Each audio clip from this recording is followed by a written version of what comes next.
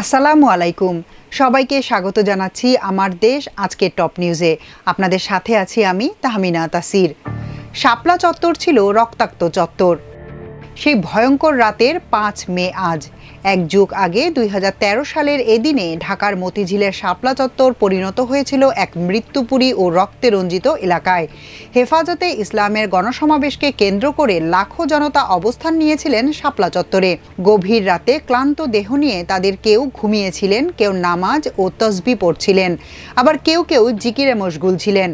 ঠিক এমন সময় বিদ্যুৎ বন্ধ করে দিয়ে ঘুটঘুটে অন্ধকারে রাষ্ট্রীয় বাহিনী, র্যাব, পুলিশ ও বিজিবির হাজার হাজার সদস্য গুলি, টিয়ারশেল ও গ্রেনেড হামলা চালিয়ে ঝাঁপিয়ে পড়ে নিরীহ হেফাজত নেতাকর্মী ও তৌহিদি জনতার উপর। মুহূর্তের মধ্যে অসংখ্য আলেম, ওলামা ও মাদ্রাসা ছাত্র হতাহতের শিকার হন। তাদের রক্তে ভেসে যায় রাজপথ। আইনশৃঙ্খলা বাহিনীর বেধড়ক লাঠিপেটায় অসংখ্য মানুষ এদিক ওদিক ছুটতে থাকে।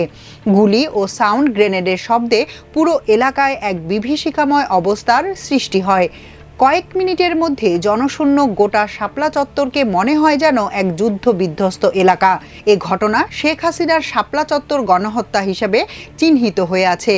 শেখ হাসিনা ২০০৯ সালে ক্ষমতায় আসার পর মুক্তমতের নামে বাংলাদেশে মহান আল্লাহ, মহানবী হজরত মোহাম্মদ সাল্লাল্লাহু আলাইহি ওয়াসাল্লাম এবং ইসলামের মৌলিক বিধিবিধানের বিরুদ্ধে নানা ব্লগ ও সামাজিক যোগাযোগ মাধ্যমে এক নাগাড়ে চলতে থাকে এক শ্রেণীর ব্লগারের অশালীন আর কুরুচিপূর্ণ লেখালেখি। তৎকালীন প্রধানমন্ত্রী শেখ হাসিনা মুখে ধর্মীয় সম্প্রীতির কথা বললেও ব্লগারদের এমন কার্যকলাপ এবং ইসলাম বিদ্বেষী কথাবার্তার ব্যাপারে ছিলেন নিশ্চুপ। ইসলাম অবমাননার বিরুদ্ধে আলেম ওলামারা কথা বললে উল্টো জঙ্গি ও সন্ত্রাসী আখ্যা দিয়ে তাদের উপর চালানো হতো নির্যাতন। বাংলাদেশিদের ভিজিট ভিসা দিচ্ছে সংযুক্ত আরব আমিরাত। বাংলাদেশিদের প্রতিদিন ৩০ থেকে ৫০টি ভিজিট ভিসা দিচ্ছে সংযুক্ত আরব আমিরাত। রোববার ঢাকায় নিযুক্ত দেশটির রাষ্ট্রদূত আবদুল্লাহ আলী আল হামৌদি এ তথ্য জানান। এদিন বিকেলে প্রধান উপদেষ্টার বিশেষ দূত লুৎফে সিদ্দিকীর সঙ্গে সাক্ষাৎকালে ইইউর রাষ্ট্রদূত বিষয়টি জানান বলে বলা হয় প্রধান উপদেষ্টার প্রেস উইংয়ের সংবাদ বিজ্ঞপ্তিতে। প্রধান উপদেষ্টার বিশেষ দূতকে ইইউ রাষ্ট্রদূত আল হামৌদি জানান, ঢাকায় সংযুক্ত আরব আমিরাত দূতাবাস এখন প্রতিদিন ৩০ থেকে ৫০টি ভিজিট ভিসা দিচ্ছে। সংযুক্ত আরব আমিরাতের মানব সম্পদ মন্ত্রণালয় দক্ষ কর্মসংস্থান ভিসার জন্য অনলাইন সিস্টেম পুনরায় চালু করেছে। সম্প্রতি মার্কেটিং ম্যানেজার ও হোটেল কর্মীদের মতো পেশাদারদের জন্য ভিসা ইস্যু করা হয়েছে। ইইউর রাষ্ট্রদূত জানান, নিরাপত্তা রক্ষীদের জন্য ৫০টি ভিসা ইতোমধ্যে ইস্যু করা হয়েছে। আরও ১,০০০টি ভিসা অনুমোদিত হয়েছে এবং শিগগিরই ইস্যু করার জন্য নির্ধারিত রয়েছে।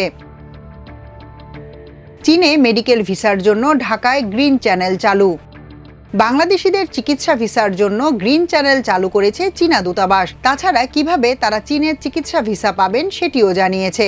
রোববার চীনা দূতাবাস এক বিজ্ঞপ্তিতে ভিসা পাওয়ার প্রক্রিয়া সম্পর্কে বিস্তারিত তথ্য দিয়েছে। দূতাবাস জানায়, বাংলাদেশে চীনা দূতাবাস বিশেষ সুবিধা চালু করেছে। এ সুবিধার আওতায় ডকুমেন্টেশন বা প্রয়োজনীয় কাগজপত্র জমা দেওয়ার প্রক্রিয়া সহজ করা হয়েছে। বৈধ ব্যবসায়িক লাইসেন্সধারী স্থানীয় ট্রাভেল এজেন্সিগুলো ভ্রমণকারীদের জন্য ব্যাংক সলভেন্সি সার্টিফিকেট ও আত্মীয়তার প্রমাণ সংক্রান্ত গ্যারান্টি লেটার ইস্যু করতে পারবে। এক্ষেত্রে বাংলাদেশের পররাষ্ট্র মন্ত্রণালয় থেকে এই সার্টিফিকেটগুলো সত্যায়িত করার প্রয়োজন হবে না।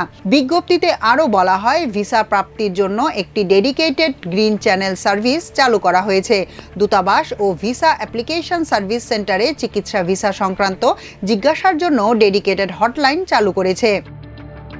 টিআর কাবিখার সুবিধা নিয়ে আওয়ামী লীগ পুনর্বাসন বিএনপির।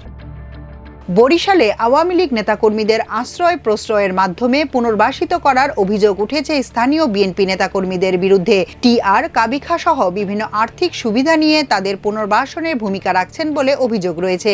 এ নিয়ে নিজেদের মধ্যেই দ্বিধা বিভক্ত বিএনপির নেতারা।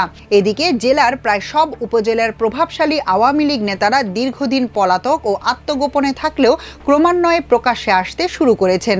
তাদের বন্ধ থাকা mobile phone number, Facebook account ও পেজগুলো ক্রমান্বয়ে চালু হচ্ছে। অনেক নেতা ফ্যাসিবাদের সমর্থনে সামাজিক যোগাযোগ মাধ্যমে সরব হচ্ছেন। এদের অনেকেই স্থানীয় বিএনপি শীর্ষ নেতাদের সঙ্গে আঁতাত করে নিজ দলকে সংগঠিত করছেন বলে অভিযোগ খোদ বিএনপি নেতাদের। স্থানীয় বিএনপি নেতাকর্মী ও সচেতন মহলের দাবি, এখনও তৃণমূল পর্যায়ে বহাল তবিয়তে রয়েছেন আওয়ামী লীগের পদধারী স্থানীয় ইউনিয়ন পরিষদের চেয়ারম্যান সহ শীর্ষ নেতাকর্মীরা। বিএনপি নেতাদের সঙ্গে নিয়ে স্থানীয় পুলিশ প্রশাসন ও উপজেলা প্রশাসনের সঙ্গে সভা ও চা চক্রে মিলিত হচ্ছেন তারা। এলাকায় নিজেদের প্রভাব ধরে রাখতে কিংবা আর্থিক সুবিধা নিতে আওয়ামী লীগের নেতাকর্মীদের কাছে টেনে দল ভারী করছেন বিএনপির সুবিধাভোগী নেতারা। আন্তর্জাতিক খবর, ইসরায়েলের বেন গুনিয়ান বিমানবন্দরে হুতিদের ক্ষেপণাস্ত্র হামলা। ইয়েমেন থেকে ছোড়া ব্যালিস্টিক ক্ষেপণাস্ত্র আঘাত হেনেছে ইসরায়েলের প্রধান বিমানবন্দর বেন গুরিয়ানে।